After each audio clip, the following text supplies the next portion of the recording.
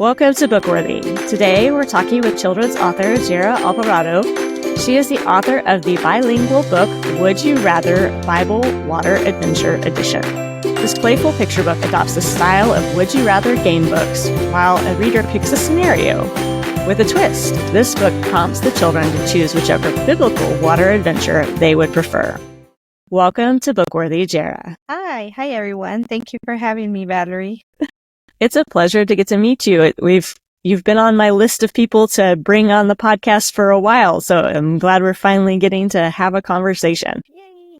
To start us off, I thought we'd start with our random question of the week, which is, would you rather be the tiniest mammal on Earth, which is a bumblebee bat, or would you rather be the largest animal on Earth, which is a blue whale? I would like to be a blue whale. I kind of guessed that with the water theme of your book, but why a blue whale? You know what? The funny thing is that I do not know how to swim. And I love water. I love going to beaches, but I have a phobia for going underwater. And I will sit in the sand and I will walk in the water, but I will not if my face gets wet, I'm like gasping for breath and drowning even if I'm out of the water already. So it would be nice to be able to swim with freedom in the deep, deep blue sea. I can definitely get a sense of that. We have some friends whose kids kind of have the same struggle, and it's interesting to try to teach swimming to someone who doesn't want to get wet, but it's always still fun to be around the water and at the beach and all those fun things. For sure. Well, Jerah, tell us a little bit about the inspiration behind your book. Well, it was actually inspired by my daughter. She is now 9.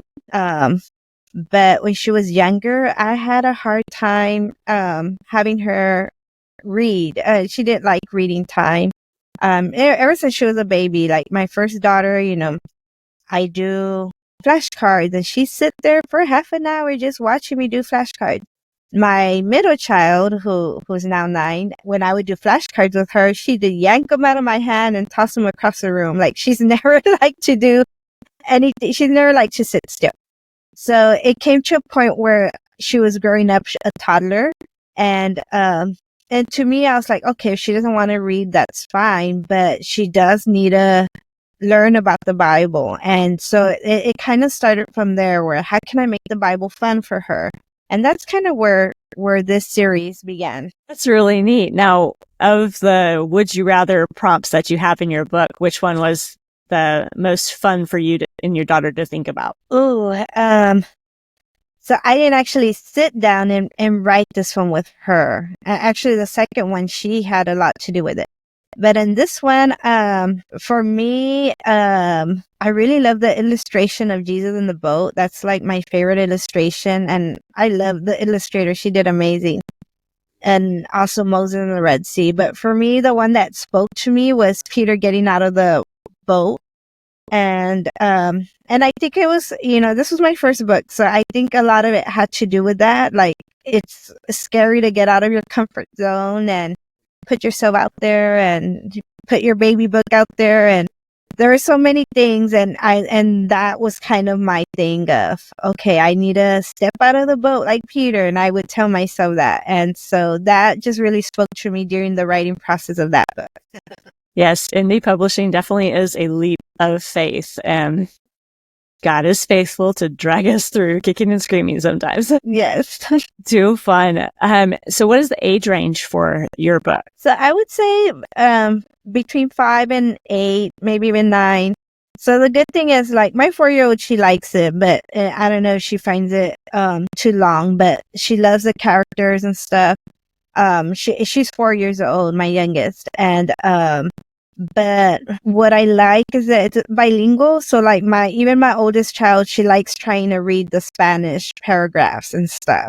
So I think like it's for 5 to 8 or 5, 9-year-olds, but I think older children will enjoy it, especially if they're trying to learn Spanish or they have fun looking at different languages. That's one of those things when you're learning a different language, whether that is learning Spanish or learning English, to see it and attempt to read it is totally different than speaking it. And so it's neat to have those resources to be able to look at stories that are familiar, like, Peter in the boat and Jesus walking on water in the Red Sea, and to see what that would be like in another language, and really helps with fluency and growing that knowledge of another language, even for teenagers who are in Spanish too and struggling a little bit.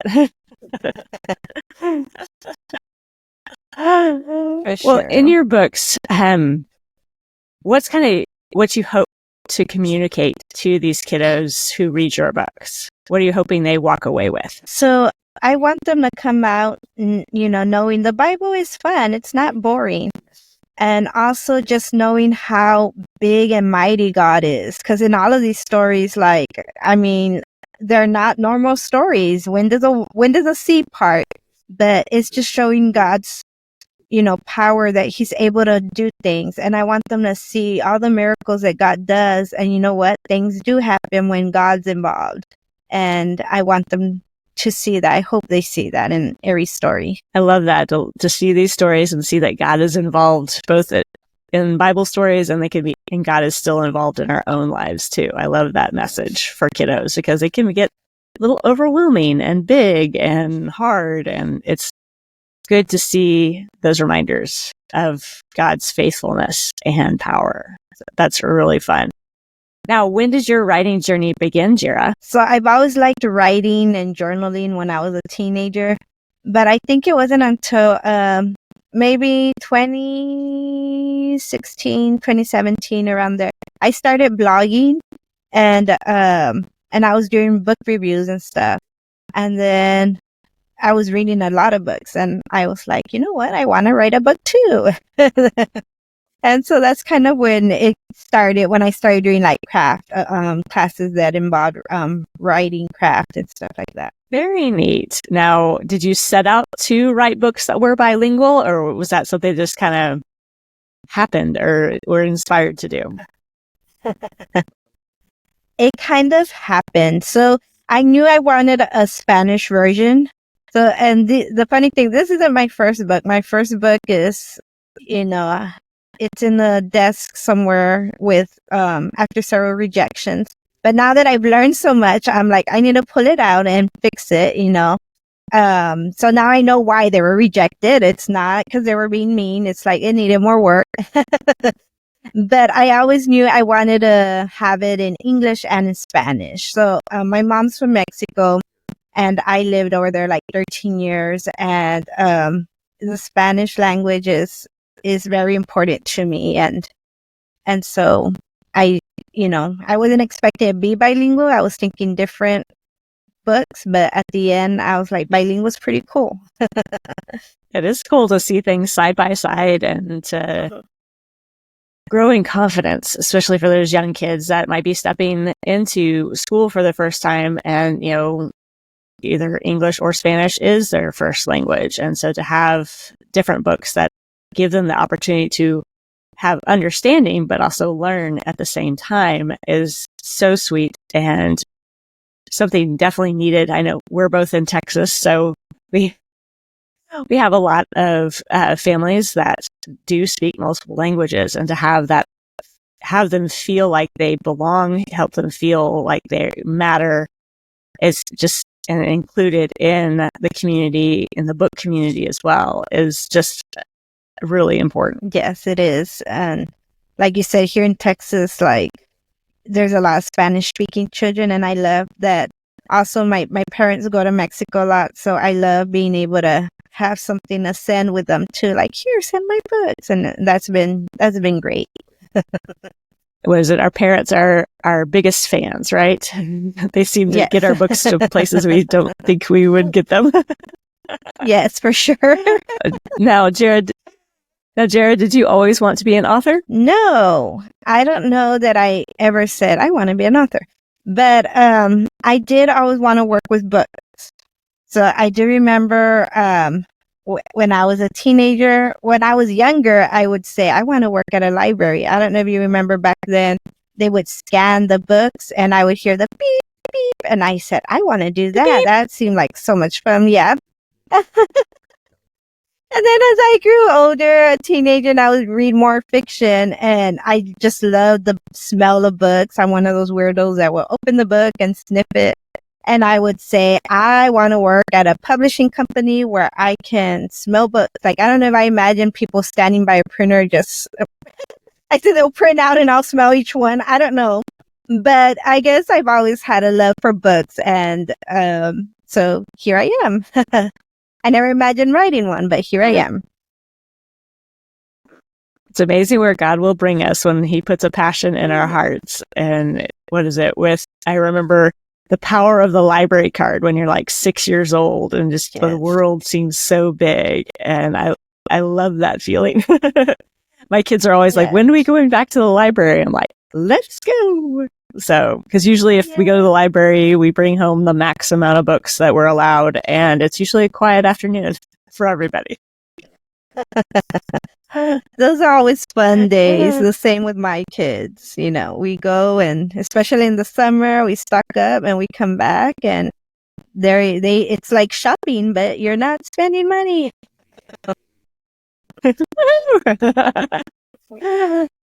Now, what is one of the most impactful books in your life, Jerah, other than the Bible? Oh, that's hard because I read in different genres. That's very hard. I could tell you. I know. Ask a bookworm their favorite book. Yeah. You're good. And for my writing, and I think, and I won't name specific books, but like Lisa Wingate was a big inspiration to me when I started writing, and I liked her humor, but I also liked her how deep she got into stuff. So I know I have my children's book right now, but you know, I have a women's fiction sitting there too in my desk file. So Lisa Wingate is a lot someone that I'm like, if I can write like her, you know, you have your little person you look up to, even if she doesn't know you, but yes. And what is it? One of those like famous interview questions of what 5 people would you want at your dinner table for an evening? And I think as authors, like we've got like so many like authors, we'd want to just sit around and just, you know, glean. Just can I just sit here and hopefully like osmosis will happen and I'll just get all your knowledge. Can I rub your shoulder and be able to write like you? Yes, exactly. Just want to just be, I don't know, in the presence of greatness is exciting as an author. I don't know. Just like, could talk about that forever. Now, what is your favorite genre to read in? So yeah, I read in so many. I think it depends. I'm like a mood reader. So sometimes I like historical fiction is one I read a lot, but suspense also, rom-com I do some. I usually do that if I'm feeling like bum and I just want something lighthearted to read, and then I'll pick up a rom-com. But I think historical fiction and suspense or romantic suspense are like my favorite, and then after that I kind of go women's fiction, rom-com, a little bit of sci-fi, not too much, but I do dip my toes a little bit sometimes, once or twice a year. Gotta get adventurous every once in a while, right? Yes. Now, what are you reading right now, Jerah? Right now I'm reading this book called The Rhino Keeper. It is a time, like a split time, what do they call those split time novels and stuff? Okay, dual timeline. So it's historical. Yeah, a dual timeline. Yeah. So it's really great. I'm enjoying it. There's always a really interesting in getting different perspectives on the same situation, you know, whether it's at a different time in the same place or same time. And I don't know, those are always really entertaining, I find. So it's neat to look at things in 2 different perspectives. I like trying to connect, like throughout the whole time I'm reading it, I'm trying to see how is it going to connect to the current time. So, you know, if it's written in the 17 or 1800s, like how is it going to connect nowadays? So I'm trying to figure out if they're connected through, you know, in this case, I'm assuming the rhino, but sometimes I'm like, are they connected through blood, through like ancestry, through, you know, whatever. an object of clothes. I'm always trying to figure it out in my head. Like, I want to solve how. Are you one of the readers that will read the last chapter before you actually get there, or must you have the journey? Right now, I must have the journey. But growing up, it would annoy the heck out of my sister that I would always go to the back. And then I would say, nope, not good enough to read. That would determine if I would read it or not. Like, if I didn't like the ending, I wouldn't touch it. So, no. There is some wisdom in that. There's been many a book, so I get to the end and I'm like, that was a wasted few days, but oh well. Yeah. Well, Jerah, what can we expect next from you? So my second book comes out in June. It's also Would You Rather. And this one, my daughter, she had a lot to do with it, my 9-year-old. And because I was searching. So actually, when I started off the series, I was planning on indie publishing, but last minute I got picked up by a small press. It actually was a really small press, and they offered me a 3-book contract. So I was like, okay, I had 2 books, but one of them, I had 2 books and a half, but I was not happy with that half one because I like tying the beginning with the end. So in all my books, I have or in these books, I have the creation, Adam and Eve, ending with heaven and the new creations. And I was having a hard time tying that one. And I remember just thinking, how am I going to tie this? And I was like getting frustrated and maybe I should write a new one. And then she says, why don't you do an animal one? And I was just like, oh, why don't I do an animal one? There's so many animal stories and like, oh my gosh, you're a genius. And she loves animals. So she's like, tell me which ones you want in here. So she started writing down the ones she wanted in there, which she picked about 3 or 4. She picked Daniel in the Lion's Den, and one of her favorite stories forever, I had no idea why, she finds it hilarious, is the dream Pharaoh had of the 7 skinny cows eating the fat, ugly cows, and she's always thought that hilarious. So she's like, that has to be in there. And I'm like, okay, we're going to have 7 skinny cows and 7 fat cows in there. So it's been fun, and I'm so excited that it's coming out in June. And hopefully this will appeal for all the animal lovers, because I think a lot of children love animals. And there's definitely a lot of animals stories and events within the Bible. And last year I read through the whole Bible, and I was surprised to find ostriches and hippopotamuses mentioned in the Bible. I'm like, I would have never guessed those were in there unless I actually read it. And so God uses all of his creation to communicate to us, whether we are listening or not. Yes, I during my research or while doing it, like I vaguely maybe remembered like hearing something about it. So I wanted to use different animals. I said, I don't want to be a sheep in everyone or a horse in every story. And so I said, I'm trying to use like very different. And I came across the story of Samson and the foxes when he ties their tails together. And I was like, I'm not sure. Like I vaguely remember there was foxer, but I didn't really remember the story until I started. Like, I'm like, oh my gosh, that sounds real dangerous. And but now that's in my story. And so I'm excited, for all the stories that are in there. It's neat to find those hidden gems within, the Bible that don't get a lot of time on, in Sunday school, but they definitely are powerful. And even like Balaam and the donkey and, several others. That one's just in to there? kind of, Jonah and the whale. I was wondering if Balaam was in there, but yeah, just, God's going to use everything to communicate with us, even a donkey if he needs to. Yes. Well, Jerah, where can people find out more about you and your books? So if they subscribe to my newsletter, they will get monthly updates, and I usually do monthly giveaways too from other author friends. They write picture books, and my website is jerahAlvarado.com.